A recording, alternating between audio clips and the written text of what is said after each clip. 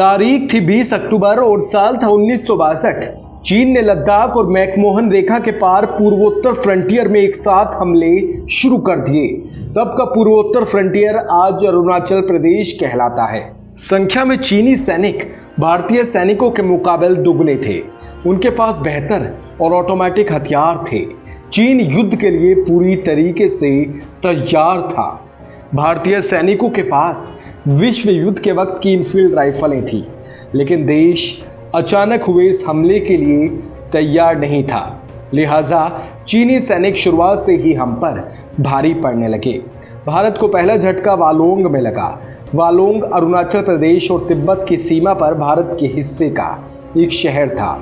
वालोंग के बाद चीनी सैनिकों ने सेला पास पर भी कब्जा कर लिया। फिर तवांग भी चीन के कब्जे में चला गया। हर गुजरते दिन के साथ भारत के लिए बुरी खबरें आ रही थी। 15 नवंबर तक चीनी सैनिक नेफा में इतने आगे बढ़ चुके थे कि जल्द ही असम के भी भारत के हाथ से जाने का खतरा पैदा हो गया। न सिर्फ पूर्वोत्तर फ्रंटियर बल्कि लद्दाख में भी चीन ने बड़े हिस्से पर कब्जा कर लिया। पूरे देश में निराशा का माहौल था। मामला भारत के हाथ से निकलता देख तत्कालीन लेफ्टिनेंट जनरल ब्रिज मोहन कौल ने पीएम नेहरू को सलाह दी कि भारत को अब अमेरिका और ब्रिटेन से सैन्य मदद मांगनी होगी, क्योंकि बिना उनकी मदद के चीन को पीछे ढकेलना नामुमकिन सा है। तारीख थी 19 नवंबर और साल था 1962। कोई रास्ता ना निकलता देख नेहरू ने अमेरिकी राष्ट्रपति जॉन एफ कैनेडी को एक चिट्ठी लिखी। ये चिट्ठी पहले वॉशिंगटन में भारतीय दूतावास पहुंची और फिर इसे वहां से व्हाइट हाउस तक पहुंचाया गया। इस चिट्ठी में लिखा था, चीनियों ने नेफा के बहुत बड़े हिस्से पर कब्जा कर लिया है। वो कश्मीर, चुशूल और लद्दाख में कब्जा जमाने की फिराक में है। भारत को चीन के हमले से निपटने के लिए यातायात और युद्धक विमानों की जरूरत है।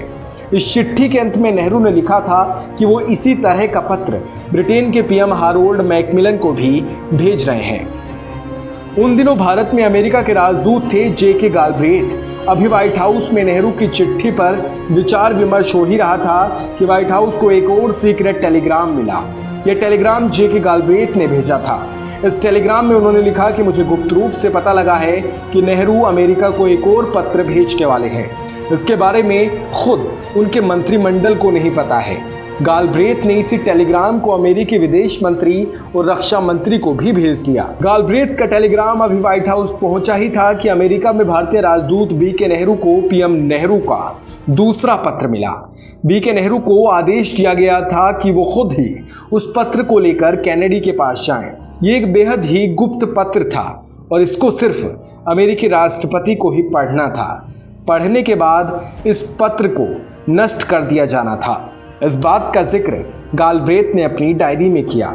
ये पत्र इतना गुप्त था कि नेहरू मंत्रिमंडल के मंत्रियों को भी इसकी भनक तक नहीं थी। लेकिन अमेरिका में भारतीय राजदूत बी.के. नेहरू ने इस चिट्ठी को पढ़ लिया था। अमेरिकी विदेश मंत्रालय ने ये तो माना कि नेहरू ने कैनेडी को 2 चिट्ठी लिखी, लेकिन दूसरी चिट्ठी में क्या था, इस बात को उसने पूरी तरीके से गुप्त रखा। साल 2010 में John F Kennedy presidential library and museum में इन पत्रों को सार्वजनिक कर दिया गया। उस चिट्ठी में नेहरू ने कुछ ऐसे लिखा था, आपको पहली चिट्ठी भेजने के कुछ घंटों के बाद ही नेफा में हालात और बिगड़ गए हैं। पूरी ब्रह्मपुत्र घाटी खतरे में आ गई है। अगर तुरंत मदद नहीं मिली तो हम पूरा असम, त्रिपुरा, मणिपुर, नागालैंड चीन के हाथों गवा बैठेंगे। हमें कम से कम युद्धक विमानों के 12 स्क्वाड्रन चाहिए। शुरू में जब तक हमारे पायलट इन्हें चलाने का प्रशिक्षण नहीं ले लेते, अमेरिकी पायलटों को इन्हें चलाना होगा। अमेरिकी पायलटों का इस्तेमाल भारतीय शहरों और ठिकानों की सुरक्षा के लिए किया जाएगा, लेकिन तिब्बत के अंदर हवाई हमले भारतीय वायुसेना अकेली करेगी। इसके लिए हमें B-47 बम वर्षकों की 2 स्क्वाड्रन्स की जरूरत होगी। मैं आपको आश्वस्त करता हूं कि इन हथियारों का इस्तेमाल सिर्फ चीन के खिलाफ किया जाएगा और पाकिस्तान के खिलाफ इन्हें कभी इस्तेमाल नहीं किया जाएगा। जब वॉशिंगटन में भारतीय राजदूत बी.के. नेहरू को एक चिट्ठी मिली और उन्होंने इसको पढ़ा तो वो चौंक से गए। ये चिट्ठी भारत की दयनीय हालातों का बखान था और ये बेहद शर्मनाक था। बी.के. नेहरू ने अपनी आत्मकथा नाइस गाइज फिनिश सेकंड में इस बात का जिक्र किया है। 20 नवंबर 1962 भारत में अमेरिकी राजदूत गालब्रेथ ने कैनेडी को एक टेलीग्राम भेजा। उस टेलीग्राम में लिखा था, यहाँ हालात बहुत ज़्यादा ख़राब हो चले हैं, तुरंत हथियारों की खेप और 12 से 130 विमान भेजिए। साथ ही 7वें बेड़े को बंगाल की खाड़ी की तरफ रवाना करिए, नहीं तो बहुत ज्यादा देर हो जाएगी। कैनेडी ने गालबेद के उस टेलीग्राम को पढ़कर अंदाजा लगा लिया कि अब और देर करना भारत के लिए खतरनाक होगा। उसके बाद कैनेडी का आदेश मिलते ही यूएसएस किटी हॉक युद्धपोत को बंगाल की खाड़ी के लिए रवाना कर दिया गया।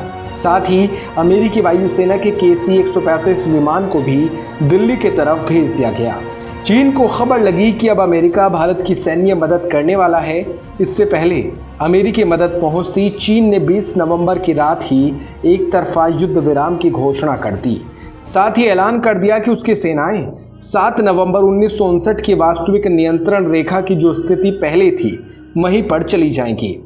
चीनी शासक माओ त्से-तुंग को अंदाजा हो गया था कि अमेरिका भारत की मदद के लिए आ गया तो जल्द ही ब्रिटेन भी मदद के लिए आएगा। फिर उसके बाद ये चीन की अमेरिका और ब्रिटेन से सीधी टक्कर हो जाएगी। बाकी दोस्तों, आपको ये स्टोरी कैसी लगी कमेंट सेक्शन में हमें ज़रूर बताइएगा। शुक्रिया।